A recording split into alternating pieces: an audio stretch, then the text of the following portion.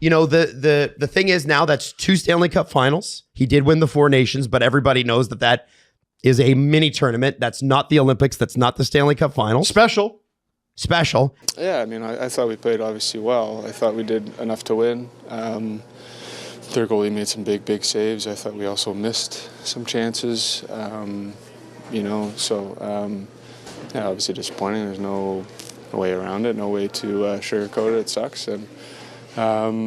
But overall the experience was good, and it was a great group of guys to be around, honestly. It was a special group to be a part of, and we'll have those memories for a lifetime. And it's been a huge topic of discussion. Like, he's the face of Canadian hockey, him and Sid, clearly, but it's his prime.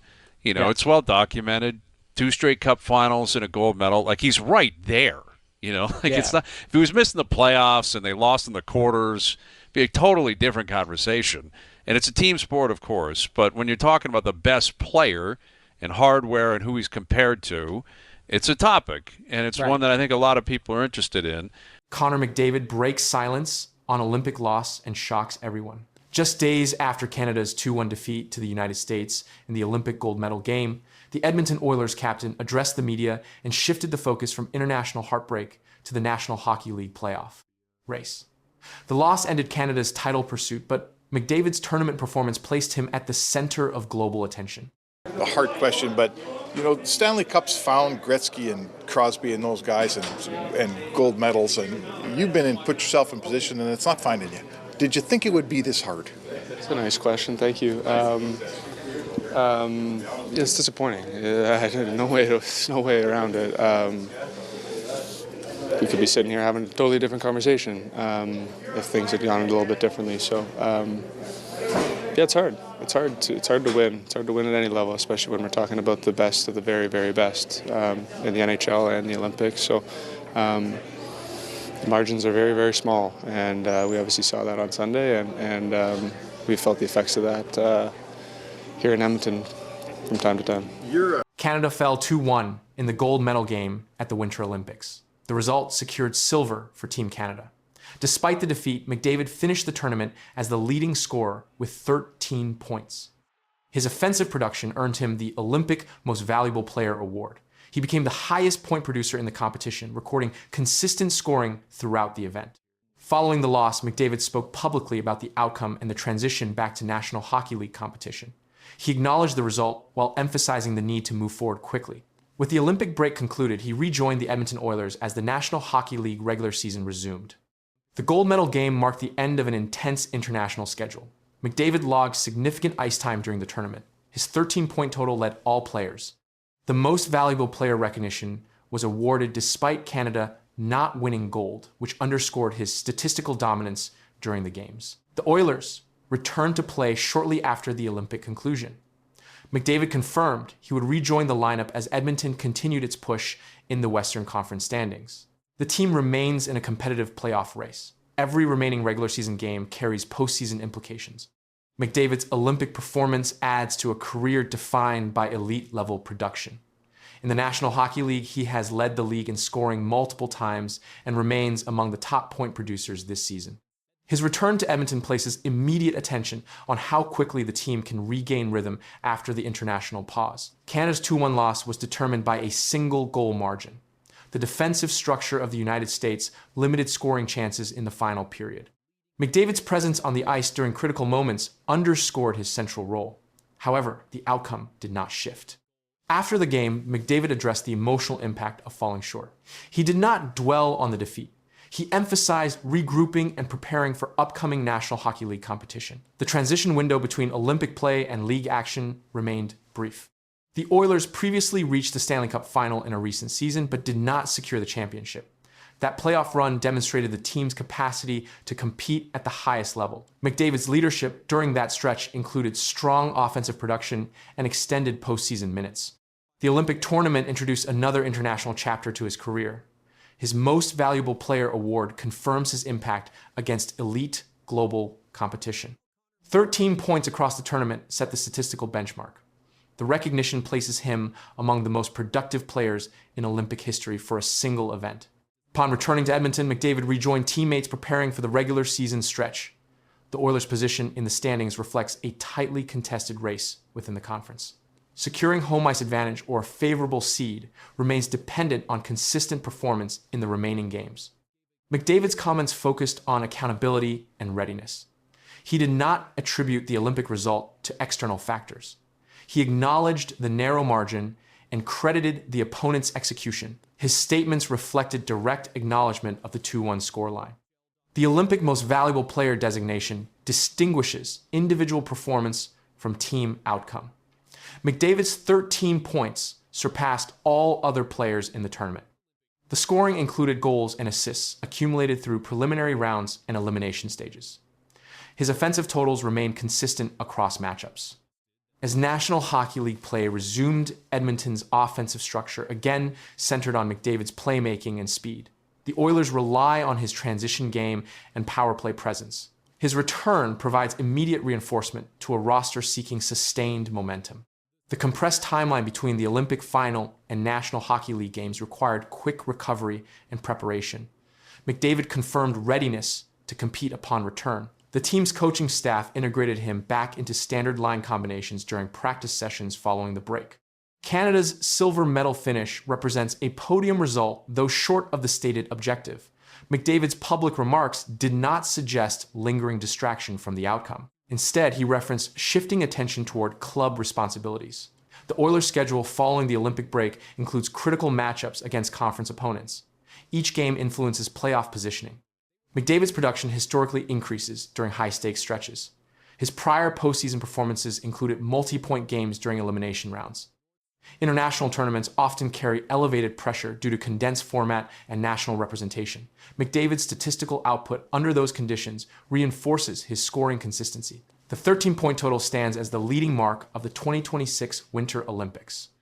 His return also renews focus on Edmonton's pursuit of a Stanley Cup title. The franchise seeks to convert regular season success into postseason advancement. McDavid remains central to that objective. His leadership responsibilities include on-ice production and locker room stability. The Olympic loss concluded one chapter. The National Hockey League season resumes immediately. McDavid's public response emphasized transition rather than reflection. The 2-1 scoreline remains recorded.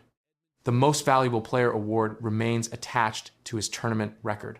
The Oilers now move forward into the final segment of the regular season with playoff qualification and seeding at stake. And I think last night is the kind of accumulation of a lot of different things, and last night's a great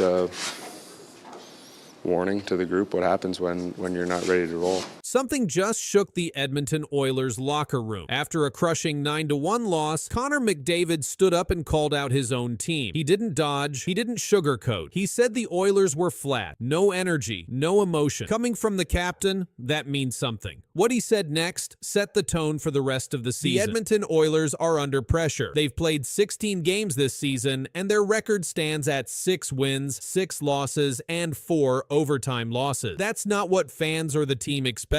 And after getting blown out 9-1 by the Colorado Avalanche, something had to be said. Connor McDavid said it. Early on, obviously, we found an issue to bring some of that emotion, some of that energy to the game. That's not fighting. That's not anything. It's just bringing that energy, skating, a little bit more physical. In his post-game comments, McDavid told reporters, "It's been flat. That starts with me as a leader. There's maybe not been enough energy, not enough emotion, and we have to find a way to bring some of that into the game." This wasn't just about one game. McDavid spoke about the team's attitude over several games. He said, "We all have a hand in bringing just a little bit more, emotionally, physically, and just to our game as a whole." McDavid has 22 points this season, 5 goals, and 17 assists, but he's also -6 at even strength. That shows even the best players on the team are getting outscored when they're on the ice. The loss to Colorado was Edmonton's worst home defeat since 2009. The Avalanche scored goal after goal, and the Oilers didn't have an answer. The team was down 4-0 after the first period, and it only got worse from there. This wasn't just a bad night.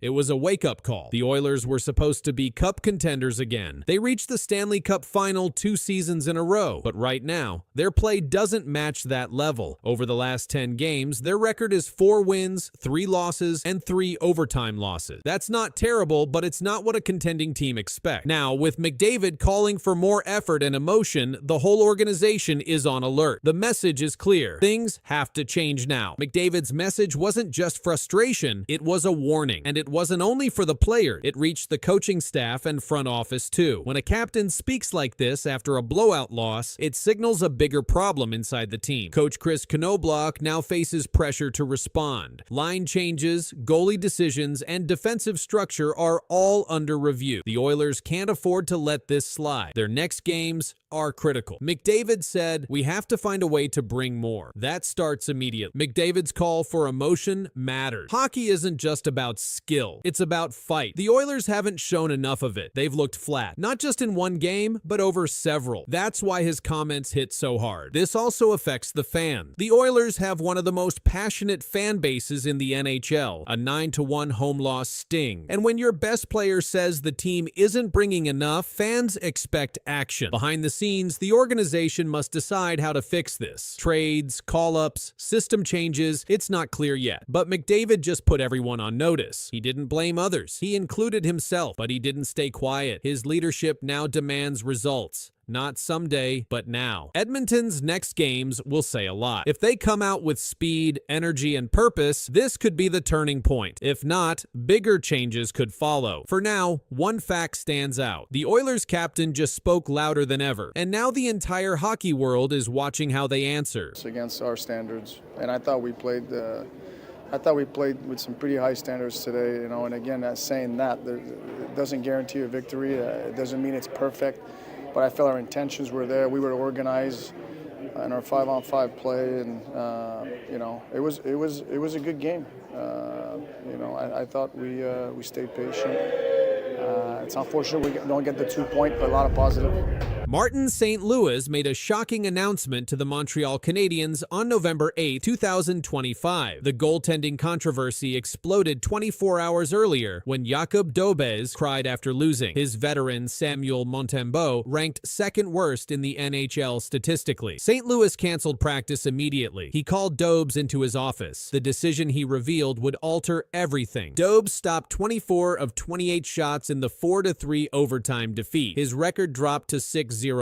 The loss came when Jesper Bratt scored 93 seconds into overtime with a backhand shot through the 5-hole. Dobes took full responsibility for the team's first overtime loss of the season. "We played good enough to win, just not good enough from my side," Dobes told reporters after the game. "I don't know, just really hard. This is a tough one. Just sucks. It happened last year, it happened this year. Lose to those guys in OT. So just disappointed in myself, that's pretty much it." The emotional display shocked media members present. NHL.com reporter Mike Montreal witnessed the scene firsthand. "Don't know if I've ever seen this before, but MTL rookie goalie Jakub Dobes, who entered this game 6-0-0, was literally in tears, blaming himself for the Canadiens' loss." Montreal posted on social media, "We, the media, tried to console him, telling him to keep his head up. Kid is putting so much pressure on himself." Martin St. Louis addressed the situation during his press conference. "Everybody handles situations differently, and he took it hard," St. Louis said. "It's probably a big reason why he's at this level. He's probably demanding of himself. We'll talk to Dobes. He's played really well for us." Teammates rushed to defend their goaltender. Defenseman Noah Dobson spoke with reporters after the game. Dobson said, "But it just shows the character and passion in this room. Everyone holds themselves to a high standard and wants to do what they can to help the team win. But we know in the room he's been a backbone for us this year, so there's no need for him to do that and put it on himself." This situation placed St. Louis in a difficult position regarding his goaltending rotation. Samuel Montembeault, the presumed starting goaltender, has struggled severely this season. The 28-year-old carries a 2-3 record with a 3.82 goals against average and .842 save percentage through 5 games. St. Louis maintained confidence in his struggling veteran. "If you ask me if I'm worried, no, I'm not worried," St. Louis said. The coach continued defending Montembeault's ability. "I didn't have a single idea idea in mind. We have 2 good goaltenders, St. Louis added. Dobes is definitely having a good streak, but Monty is going to have streaks like that too. We're well equipped in front of the net. Dobes maintains elite statistics despite his first loss. He ranks 3rd in the NHL with a 2.25 goals against average. His .920 save percentage places him 4th among all goaltenders. The Czech netminder has started 6 of Montreal's last 8 games. Montembeault acknowledged his struggles publicly. I know what I can do, and I've worked a lot the last 4 years to grow my game, Montembeault said. Obviously not the best start so far, but we're going to keep working to get to where we were at. The goaltender revealed technical adjustments he's making. I felt like during games I was shrinking a lot when guys were shooting or when I was trying to find pucks through screen, Montembeault explained. I actually looked at myself in the glass the last practice, putting my blocker and my glove more outside and try to be more patient. Montreal sits first in the Atlantic Division with a 9-3-2 record. The Canadiens host the Utah Mammoth on November 8th. St. Louis must choose between the emotional rookie seeking redemption and the veteran fighting to regain his form. Do we get it perfect?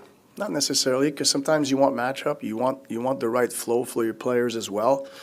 So sometimes you're caught in between and you try to make a quick decision on the spot, and you're going to make mistakes at times. Martin St. Louis just sent shockwaves through the Montreal Canadiens. With one decision, the coach ended weeks of speculation about who controls the net. The announcement dropped like a live wire. Quick, clear, and final. The goalie order is no longer a secret, and the impact of this choice is already echoing across the NHL. St. Louis confirmed that Jakub Dobeš would start in goal. The young Czech goalie entered the matchup undefeated, with 5 straight wins and a save rate near .940. His calm play and low goals against numbers have been key in early victory. Across the rink, veteran Samuel Montembeault carried a losing record and had allowed more than 3 goals per game. The numbers told a clear story, and the coach acted on it. The decision marked a shift in Montreal's net. Dobeš had only joined the NHL the previous season, debuting with a 34-save shutout against the defending champion. Few goalies in team history had opened their careers that way. He followed that game with another strong performance against Colorado, building confidence each start. The team's staff and reporters began asking whether a true competition was forming between the 2 goalies. Montembeault, 28, has been Montreal's regular starter since last year. He played more than 60 games and kept his save percentage near .900. His experience made him the safe choice, but the team's recent struggles led to review. St. Louis said the team would rely on the goalie who gives them the best chance to win. He described both as good options, but added that internal competition was important for progress. Analysts described the move as the coach riding the hot hand. It wasn't a full change of starter, but it placed Dobeš in the spotlight. Reporters noted that it showed faith in youth and performance rather than seniority. Fans online reacted instantly. Some agreed that the rookie earned it. Others believed Montembeault deserved another chance to reset. Earlier in the year, the Canadiens extended Dobeš on a short contract worth just under $2 million,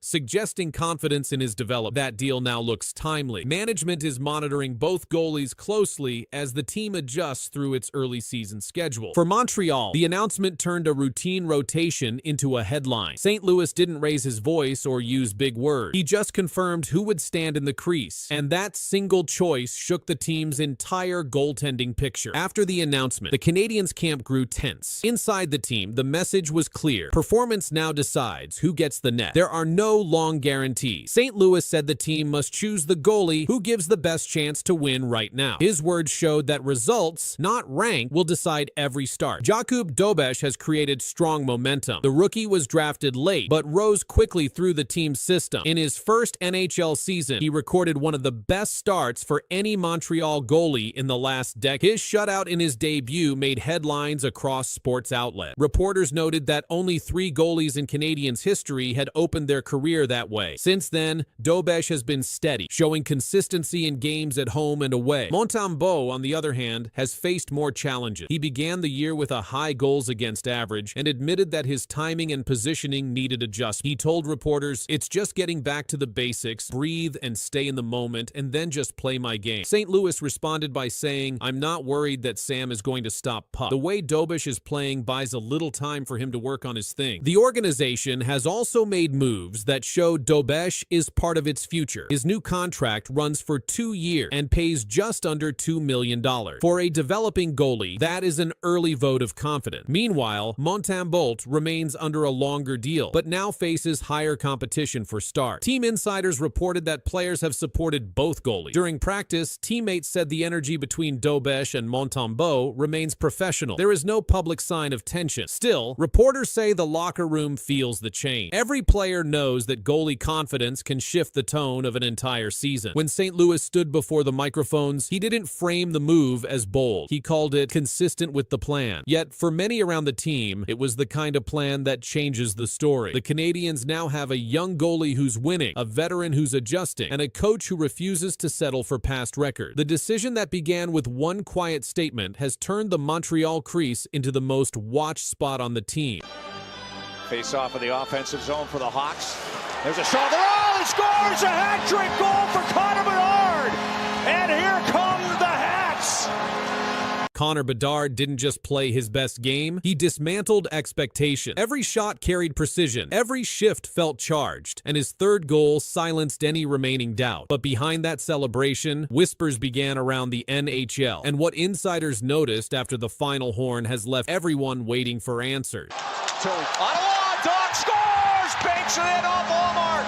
On the rebound on a delayed call, Colton Doc makes it 1-0 Hawks. The Blackhawks struck early inside the United Center in Chicago. At 6:47 of the first period, Colton Dach picked up a rebound off a Louis Crevier drive and scored from the left faceoff circle. According to NHL.com, the puck came off the right point and Dach hammered it home for the 1-0 lead.